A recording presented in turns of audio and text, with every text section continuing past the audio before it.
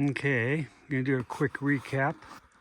Yesterday, again, I pulled the motor, Trany out of the old parts car. Got the motor back in there, engine.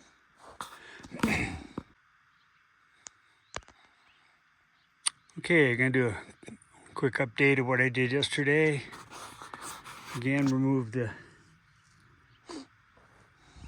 engine, Trany from the parts car. Was able to get that sitting in there, resting on a concrete block. Need to get the hood back on today, and I'll put the head back in here. Okay, so let's move on from that. So the whole reason I pulled the old Trany out was to determine a couple things. One was the depth of the seal, and it's not quite flush. It's about 2 millimeters below.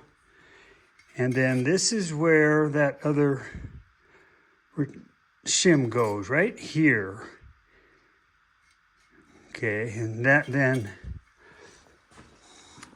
goes right there. So that'll get held in place with some grease when I put this assembly all together.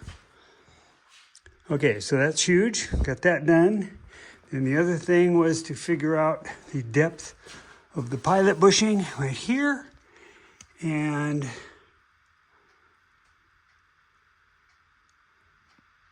well, they're saying it goes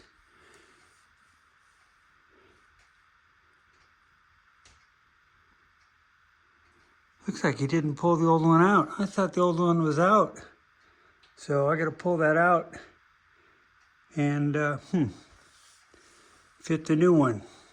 The new one is supposed to go just below the chamfer here, which obviously that one's in there quite a ways too far. So we got to get him out. And then let's go out here. And again, this is the old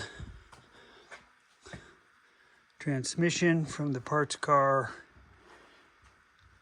And you can see here the inner seal where this one went and that. So I'll kind of get these wrapped up in some plastic and put them back in the car.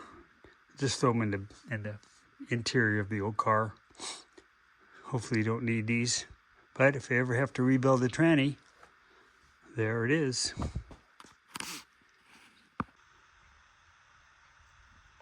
Okay, I use my slide hammer bearing puller, and the way these work is they have a little lip on them, okay? And so depending on the size of the bearing you want to pull, this set, goes up to quite large. And so here you can see that I inserted it in and then tightened up and spread the 4 jaws, and then you hook the slide hammer and you just pull, and out it came. So I didn't know that was in there, but you always want to replace that. So nice to have the right tool. Now I'll clean that up and insert the new one. Okay, pilot bushing is in. This is the tool I made, and it slips into the bushing, and it has a shoulder on it. You can see the shoulder. And so you just keep tapping that and tapping that in until it just goes to the inside of the chamfer. Just had to ask the right guys, and Dean helps me out. So that's in. Okay, so I'll get this cleaned up here, and then next start putting the clutch on. Well, I'm stuck. just went through all my parts boxes looking for the bolts that are used to mount the clutch plate. These are the old ones, came off of the parts car, different sizes. This one even has a tip on it, so don't want to reuse those. I'm out of number 8 lock washers. These are the bolts that mount the engine to the frame. I'll probably replace those. So I'm going up to the office and I need to order engine bolts and clutch bolts. So that's going to be a showstopper for a week or more. And we'll get the transmission mounted to the bell housing. Come back and do that after I get the bolts ordered.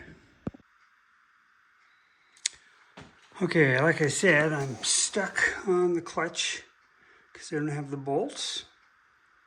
So I took it off the hoist, set it on some blocks, and now I'm getting ready to lift the transmission, get it up high so I can set it up onto the bell housing.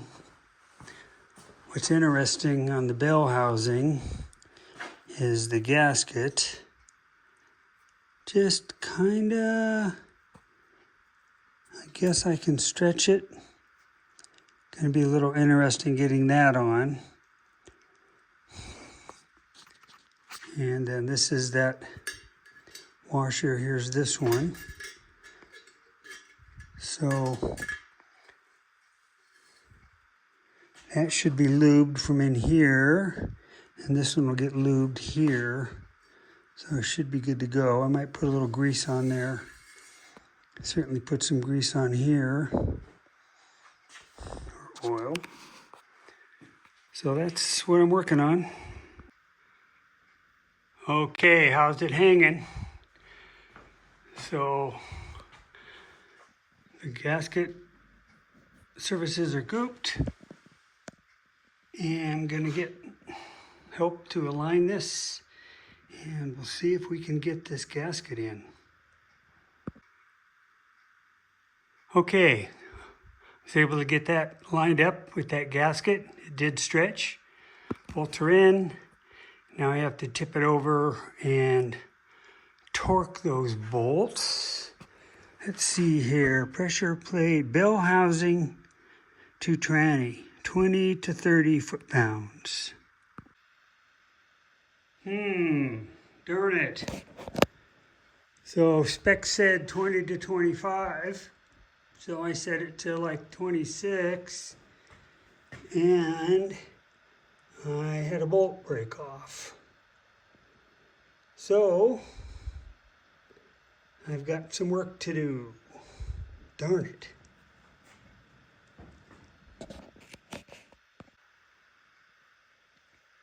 Okay, I did a fix. I couldn't get the original bolt in. You know, I drilled it, I tapped it, just couldn't get it cleaned out the way I wanted. But I was able to put it's a bigger head, but still an M8 by 125 bolt, and torqued it down just by hand, put some Loctite on there. So it should be good. It's not perfect, but I'm not about to take the bell housing off, so good enough. Okay, done for the day.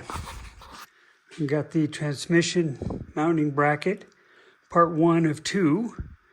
This one mounts again to the transmission. The other bracket mounts to the frame. So it's on. Got the throw out bearing in and the arm, all that done. Got the cylinder on, the slave cylinder. Ain't done yet. This connects to the hydraulic system. So that's done. These are the wires to figure that out, one of the sensors. Just need to fill it with oil, and that you use this high dollar Redline MT90. It's like $100 and something for that gallon, which went into the rear end and the tranny. So put that in tomorrow. And like I said, I got the bolt fixed, and I'm just waiting on the clutch bolts. Not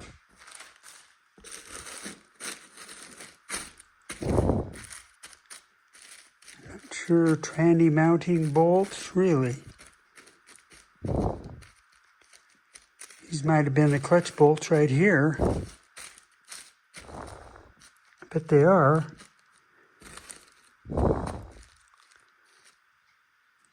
Have to look at that tomorrow.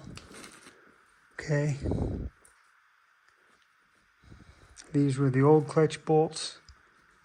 Kind of looks like the same thing, don't they? Well, I did buy new ones, but maybe I'll use the old ones and get her done, huh? Figure that out tomorrow. And again, there's the old engine, just sitting there waiting.